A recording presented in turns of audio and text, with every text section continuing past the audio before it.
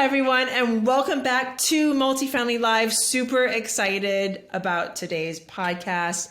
I have my friend Rachel Kennedy on today. Rachel is on a mission of financial freedom before the age of 45. She is a seasoned real estate agent. She has over 383 units, assets under management in less than 12 months. And today we're going to talk about some foundations, how she got started in real estate and how she was able to transition all of her real estate knowledge as an agent over to large multifamily. So I would love to welcome Rachel Kennedy. Welcome, Rachel.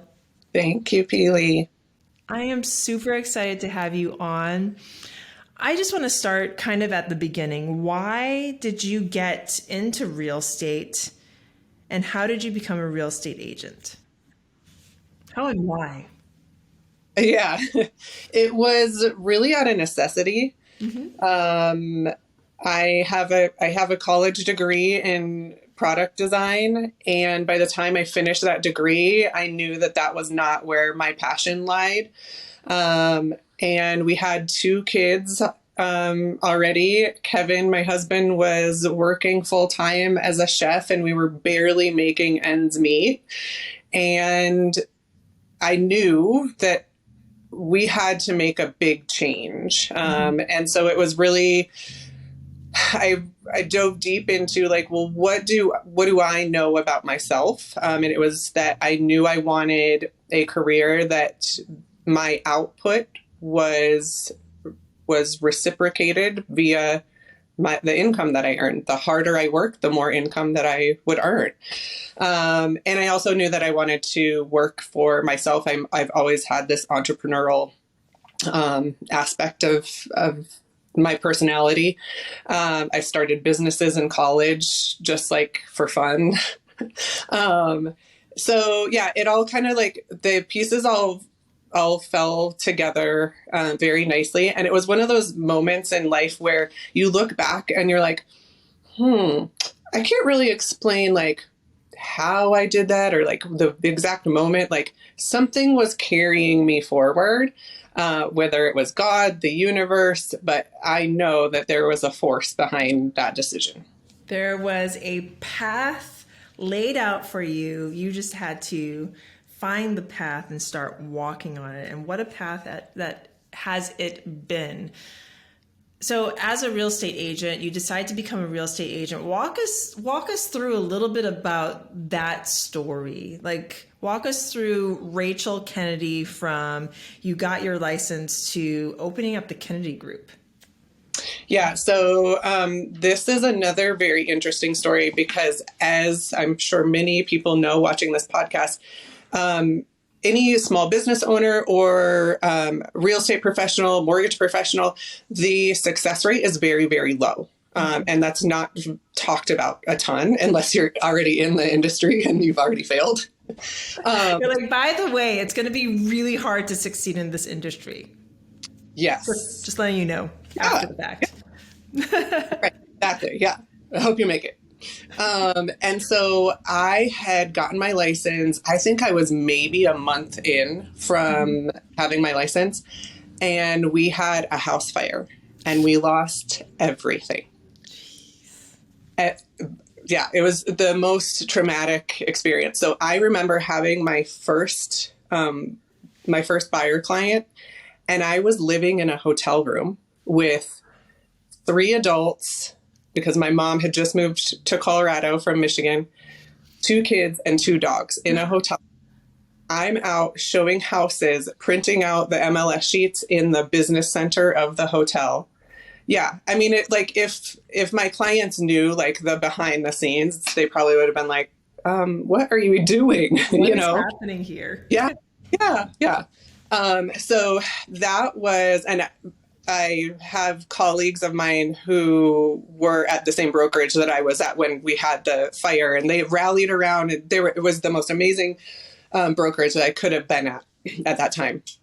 And they, in hindsight, have shared with me, I thought for sure that like once you had that house fire that you'd just, you'd fold and you'd go back to what you were doing. But I pushed forward. I mean, it was truly just out of necessity. Like I wasn't going to fail at this. So it's all about perseverance. And that's what I've learned and translated over to multifamily is that you will, just like with any big dream in life, like you're going to hit a wall or five or more, right? And you have to figure out, how am I going to get over this? How am I going to get through this? Is the dream big enough on my heart to keep going, or do I call it now? I love that. Pushing forward, perseverance, and having that big dream on your heart. So talk us through this foundational big dream that you have that's helped you to push forward and persevere through a house fire, through creating an outstanding real estate business, and into multifamily. Yeah. So the status quo has never been my thing. I can't even imagine, I can't imagine like working behind a desk. I can't imagine working for someone else for 50 years and then retiring on my Social Security and my pension. And this is why we're friends. Like mine, but go on. So, to be honest with you, it is inherent in me. It is, even if I didn't want it, right? Like and some days I do wake up and say, I don't want to work that hard today. Like, I don't want to work as hard as I know I have to work in order to get to my goals. I'm going to stop you right there because that's important, because that happens to me too. What do you do on those days? Truthfully, like, what do you do on those days when you wake up and you're just like, I don't want to. I know I have to, but I just don't. Yeah. So this is an ongoing process for me. And sometimes I will find myself in a total rut, right? Like my inner voice has talked me down so far that I have a really hard time getting myself back up. So I have an amazing life coach that helps bring me back up and remind me of why I work this hard and why I'm doing this. But it really is all about having a process and being able to know how, when I know I'm going to get in those ruts, because they're inevitable for everyone, when I know that I'm in that rut, what is my process to get myself back out, and have that as a go-to, and being able to really do the work, the inner work, the deep work, to know what that is so that you have the go-to. Otherwise it's, you're going to flounder, you're going to take a step back. It's hard. It's hard, right? Walk us through a little bit about that deep work, because we can be, me, I'm deep into mindset, but there's only so much that we can like raw ourselves. I mean, I could keep this at like face value level. You said push forward, persevere, great. But what's some of that deep work that you have to do to actually push forward and persevere? Yeah. So, I personally struggle a lot with imposter syndrome, especially. And I remember you telling me like, that doesn't exist. Like there's no imposter syndrome, but it is, right. There's always that self-doubt, that comes up of like, well, do I have the skills to do this? Do I even belong in this conversation that I'm having? Right. And in the multifamily space, we're talking with sellers who have $15 million properties that they're selling, or I'm talking to two people right now that have $20 million plus developments going on. And if I listen to that inner voice, like I have no place in that conversation, right? So really just reminding myself that even if this isn't successful, it's a learning experience that's going to get me closer to being able to have a place in that conversation. So really, I think being comfortable, but with being uncomfortable. And I know that sounds cliche and like everybody says it, but it's so true. Yeah, it is so true. Like being able to get comfortable with being vulnerable, and owning hey, maybe I don't have the experience that's needed to be involved in this, but how can I help so that I can add value and learn from you? There, you just said it. How can I? Like, no matter what, I just try and walk into a room and know that I should be there. Because I know you will figure out what do you need to know, how can you help, and how can you be a part of this X million dollar, X billion dollar, X, you put a number on it, deal. Because if we didn't walk into a room thinking this way, we would never be at where we are today. You would never be from 0 to 383 units in less than 12 months. You realize that is more units than Jason and I did in our first year. And you did it in one 12-month period. That's huge. That's huge. And that went from not knowing multifamily to absolutely knowing it. And this is why I say imposter syndrome only exists as much as we allow it to exist, right? And it sounds like you do that deep work to get you through that. So let's talk about your units, because you know I can talk about imposter syndrome for the rest of this podcast, but I want to talk about walk us through the process, because this is all about foundational work, right? Yeah. Walk us through what kind of foundational work you had to do to get yourself to 383 units.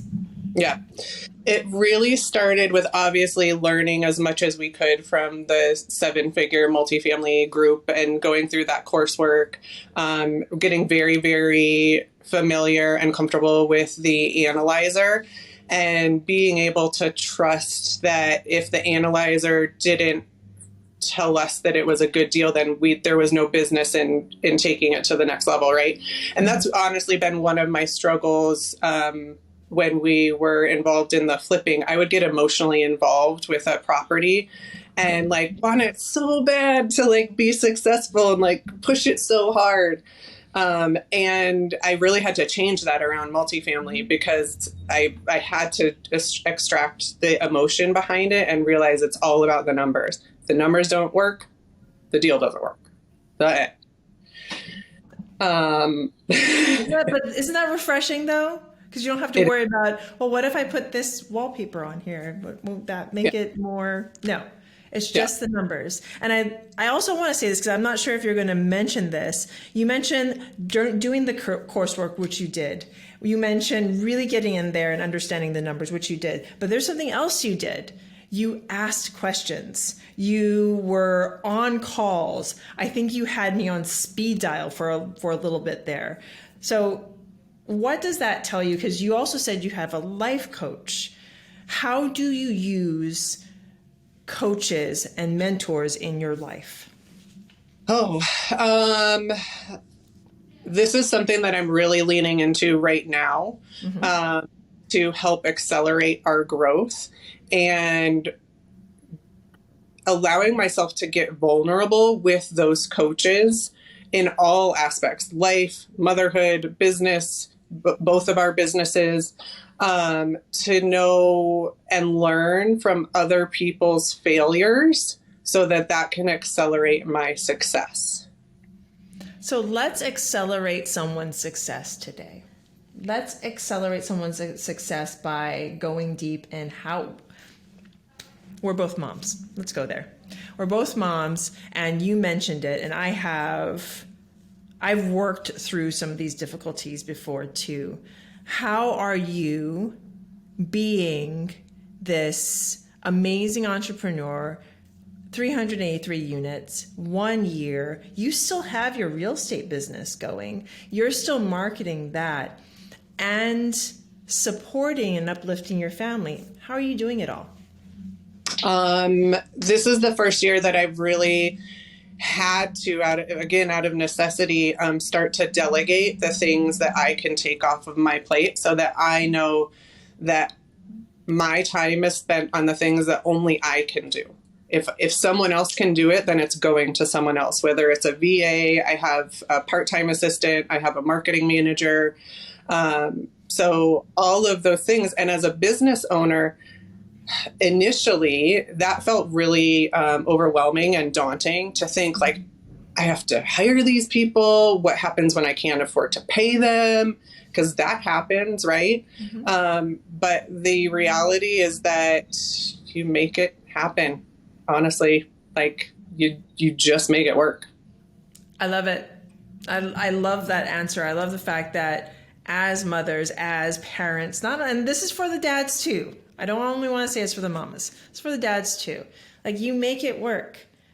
But what you said was true. You start to delegate. You figure out, okay, is this worth my time? Can I give it to someone else? Can I give it to someone in the Philippines? Can I hire somebody here who can come in and take care of these things for me? So being able to create that team, that's huge. Yeah.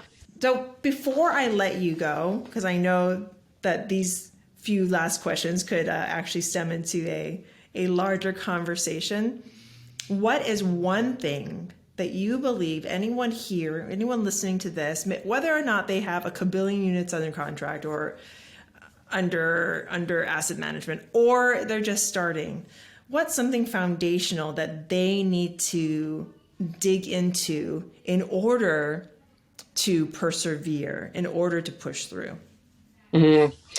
I would ask, how important is that dream or that goal to you? If it's not, like if you don't feel it in your heart and think about it every waking moment and even when you're sleeping and when, right? Then it's going to be very hard to push through the tough times. And I think that's how one can decipher between, is this something that I want to move forward on, or is this just a fleeting idea that I have, right? And for us, we followed you. We did our research. We went to conferences for probably about a year before we took the step to start studying and learning multifamily and how we could get involved. That is everything. So, and you also mentioned, like, before you started learning, you researched, you did your due diligence on those people that you were going to follow, those people that you were going to allow on your path. Yeah. So how is one way, if people want to get to know you, people want to buy real estate from you, or people want to invest with you, how can they find you? So our multifamily podcast is ravenholdings.net. And that would be a great way. I have a Calendly link on there to schedule personal one-on-one time. You can follow me on Instagram at the Kennedy Home Group, or I'm on Facebook under Rachel Kennedy. Perfect. Everyone go to Raven Holdings, correct? Yep. ravenholdings.net.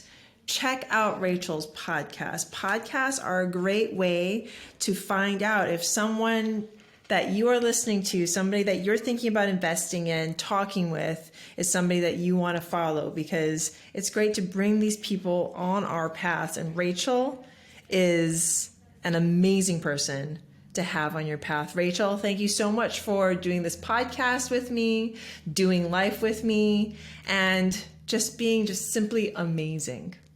Thank you, Pili. Thank you. And for everyone else listening, please rate, review, subscribe. If you loved what you heard, go to Rachel's podcast next. Listen to what she has to say. Some of the information that she's going to give you will be foundational for your next steps. So much love, so much aloha, so much peace in your day. Talk to you later. Aloha.